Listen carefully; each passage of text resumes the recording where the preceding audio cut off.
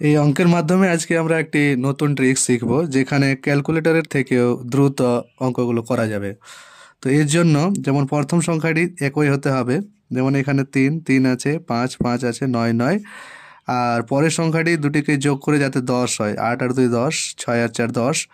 তো যদি এরকম হয় তাহলে কি করতে হবে, এখানে 3 আছে, তো 3-এর পরের সংখ্যা 4, মানে 3 আর 3-এর পরের সংখ্যা 4, তো 3 4 12 গুণ করে এখানে বসাতে হবে।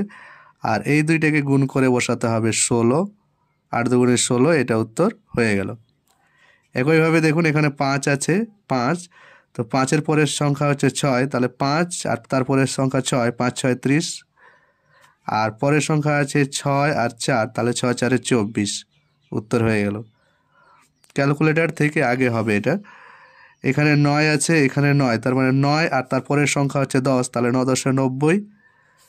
আর এখানে কত আছে, 8 আর 2, তার দুগুণে 16, এটা